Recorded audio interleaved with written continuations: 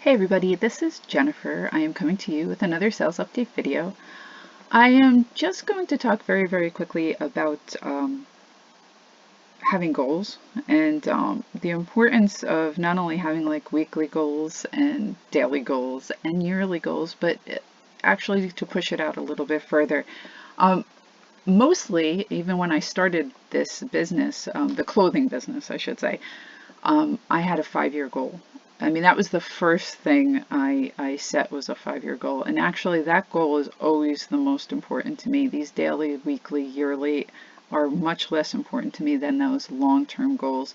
And the reason is you kind of have to be careful of creating these very intense short-term goals because especially if you are running your own business, you do not have employees like me. I do not have anyone working with me. So if something is getting done, it is getting done by me and me alone. It is very important for you to have time to think because I really believe that creativity and abstract thought is really kind of the heart of a successful business. To be able to come up with new ideas and better ideas is probably one of the most important things in running a business. And if I create too intense short-term goals, I realize I kind of get lost in just achieving these little goals instead of looking more toward that long-term goal and allowing myself to have time to think. And I know that sounds really funny. What do you mean you need time to think? I do. I actually need time to sit back and look at everything almost on a daily basis and decide whether I'm doing the right thing, and not only for the business but for myself. And like I've said it on haul videos, I don't like shopping in huge crowds or mob scenes, which some of these sales are. It's really not my thing. And although you can have a fantastically successful business buying 50-cent items and reselling them on eBay and selling large quantities of these lower dollar items on eBay, and for some people that's like fantastic for them, that suits their personality. If it doesn't, there is a very good chance you're going to burn out or be very unhappy doing what you're doing. So this is what I mean by having time to sit back and think. And by doing that and by reevaluating my situation a year after I started, I changed a lot of things. So I was looking back on the past year, not year, but half a year, January through June in 2017. There wasn't a huge growth in sales, but there's two specific reasons for that. The first 3 months of the year, I literally was, I would say, over 50% of my time was taken by something else. So 3 months of those 6 months, I was not listing. There was like a huge chunk of my time taken out. That did affect my sales, but it more affected it in the, like, it's probably after the 3 months, because when you're not listing, that kind of builds up and then it hits you a little bit later. So that affected it, but also I changed what I was doing dramatically. I do not go those sales very much. I was changing the product. I had to do research. That took time, and anytime you take time to learn something new, you're taking time away from, you know, listing or buying, and that's going to affect your sales as well. And people go, oh, that's terrible. No, it's not. It's really not, because you will see once you get situated in that new place that you have, you know, planned out in your head, that new place that will be just as productive, where you will be happier, which means you will be more productive. You will then see a growth in your business. So take time to sit back and think. What else I was looking at was, even though the sales didn't usually jump forward, which I hope they would, but you always hope they will, I really see a good thing happening for 2018. So I'm looking forward to fourth quarter, but I'm really looking forward to 2018. I did see that Etsy grew from 6% of my sales to 20% of my sales. Now that was also a very important goal for me, because as you all well know, eBay, you don't have a tremendous amount of security with eBay that something might not happen. You almost have to be a lawyer to understand all the pitfalls of all the things you could basically do that could get your account suspended. on eBay. I mean, you could be trying to do your best and something can come along, something you didn't expect, and you could be suspended. And if you watched my last video, a couple years ago, I was suspended for 2 weeks. Now that's not a horror show. I did have a job, and I have a job now as well. But it is it's a big chunk of your income that's just all of a sudden gone for 2 weeks, or it could be your entire income that's gone for 2 weeks, or a month, or 6 weeks. That could be very, very devastating. So I would hope, like, you don't put all of your eggs in one basket, or if they are in one basket right now, at least start thinking of, you know, looking at different platforms for making money. I'm hoping by next year I can get Etsy up to 50% of my sales, even if like eBay grows, even if eBay doubles, which I'm hoping it will. I'm hoping Etsy can keep up and at least hit 50% of that.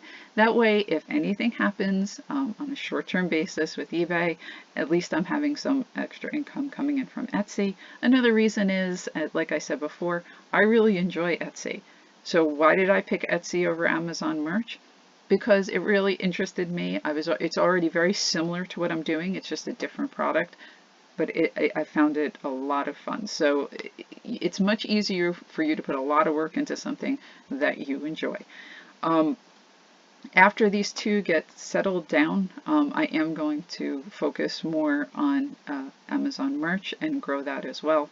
And if you are on Amazon merch and you haven't already, look at Zazzle, Z-A-Z-Z-L-E, look at Cafe Press, look at Redbubble, and I'm sure there's more of them. If you are creating designs and those designs are successful, there's no reason you shouldn't just download them onto all these other sites, open accounts, and sell your designs on products on these other accounts. They will not bring as much as Amazon merch, but you've done all the work already. It's just a matter of downloading it. So, you know, I would definitely look into those other formats. Okay, that's all I wanted to say about that. Just take some time to think about what you're doing. Goals are great, but also take some time to, you know, take a breath and look at what you're doing and make sure you're doing the right thing for your business and for yourself. That's all. Okay, I'll get started on the sales now. All right, the first item I have is a Donald Trump tie, and as I said in other videos, the Donald Trump ties are doing very, very well ever since he came into the picture. They are $2, well, this is $2.50. It sold for $21.11, and the buyer paid $23.78 with shipping. Okay, this is a women's Under Armour pair of sweatpants. They were $2.25. They were half off at the Goodwill. They sold very quickly for $29.99, and the buyer paid $36.64 with shipping. This is a limited pinstripe navy suit, and it was an extra small. So all those things are pretty, like, you would not want to pick it up. The only reason I did, it was only 50 cents at the Goodwill. It was on sale. And it sold for $15.99, and the buyer paid $23.19 with shipping. Okay, this is a Ralph Lauren women's linen shirt. It was a 2XL, which is a great size. This was actually in with the men's clothing. I thought it was a men's shirt originally.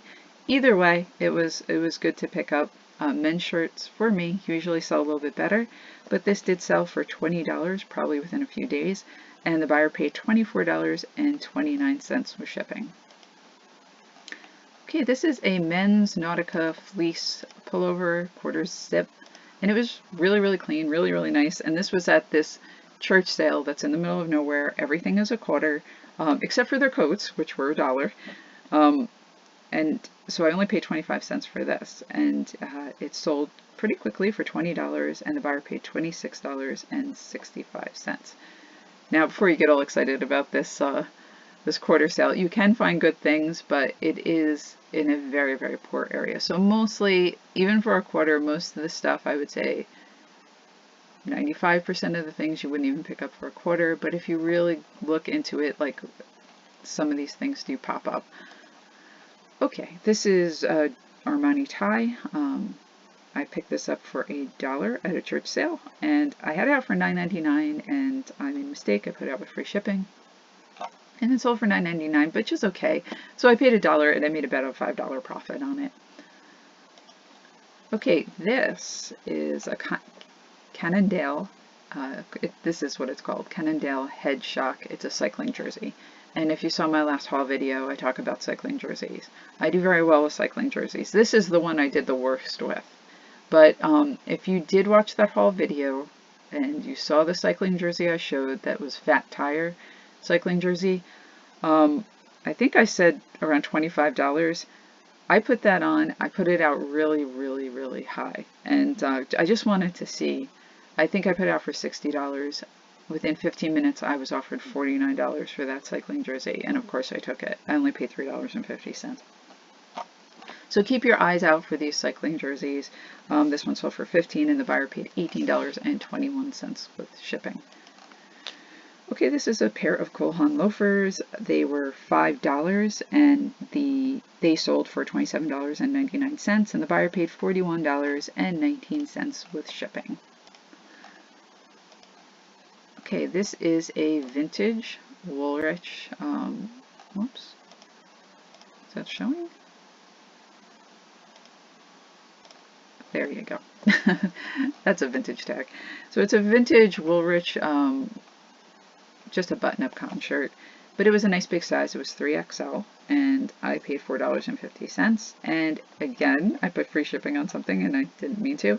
I took a best offer of $18, and of course there was no shipping. I wasn't paying attention, but that's okay. I still made about $10 on that $4.50.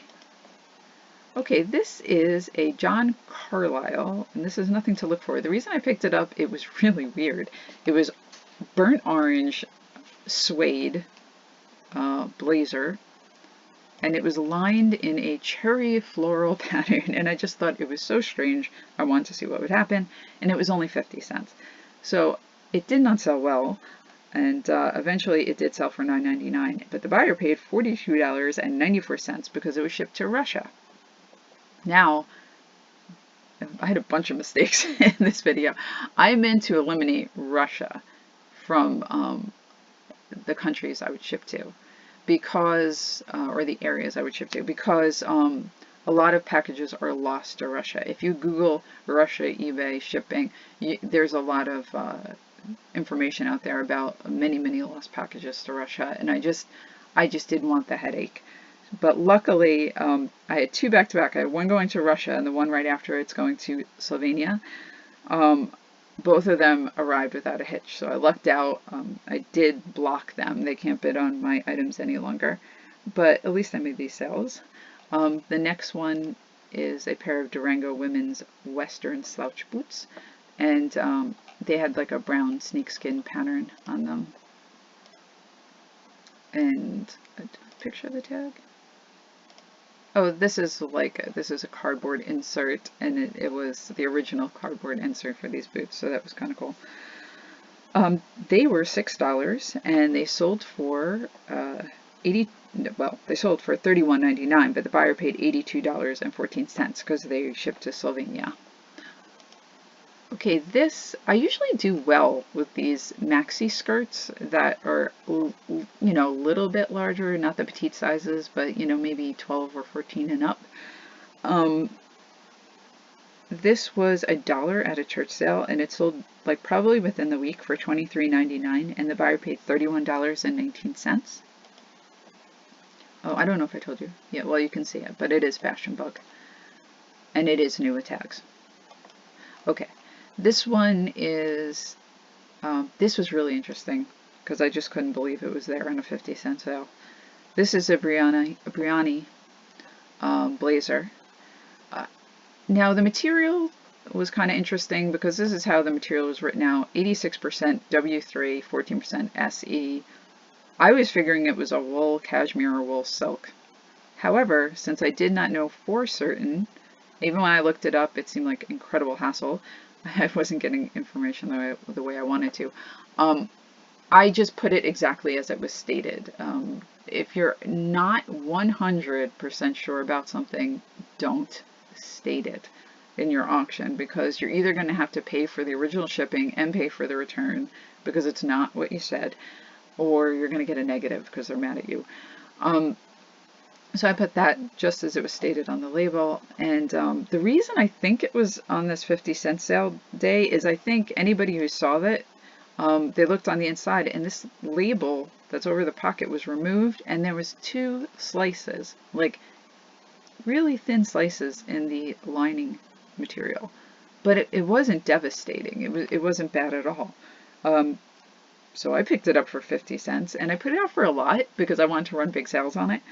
So I put it out for $300, and I sold it in a decent amount of time, I think in a month or two, for $100, and the buyer paid $115.50, and it went to Canada. So if you see Brioni, if it has like these flaws, it's either on the inside of the jacket or it's not too noticeable, nothing devastating, pick it up because this is a brand that can hold a flaw. Okay, this is a vintage LL Bean women's barn coat. You know, you can use ranch coat, short coat, any of those things will hold for this jacket. Men sell better than women's, but women sell very well too. LL Bean short coats, look for them. This they had as a jacket, so they charge $7.50 for their jackets. It was half off, so it was $3.75. The buyer paid $42 and with shipping paid $50.50. Okay, that's all I have for eBay. The last 2 items are Etsy. This is a vintage 2 vintage Jim Morrison doors pins. So when you have something like this, you want to use vintage rock, classic rock, memorabilia, 70s, and when you use 70s, because they give you so much space, you can do this. You can spell out 70s and use numeric 70s. They were only a quarter piece. They're not really high in value, but together they sold for $9.99, and the buyer paid $13.63 with shipping. And the last item I have, which was in the last haul video, but it's not the same item. I found this right after this thing sold. I actually found it again, which was really funny. But this was $1 at a church sale. It is a decoy duck or mallard duck card box, and it is from Albert E. Price from 1981, which is what is stated on the sticker on the back. It did not have the original cards, which didn't seem to affect it too much. I think this only sold in a couple of days. Now for Etsy, that's pretty good. Things usually don't sell right away for me on Etsy, but this did. Okay, so $1 at church sale. This sold for $16.99, and the buyer paid $22.49 for shipping. Okay, that's it. That's all I have for today, and I hope you enjoyed the video, and I will see you next time.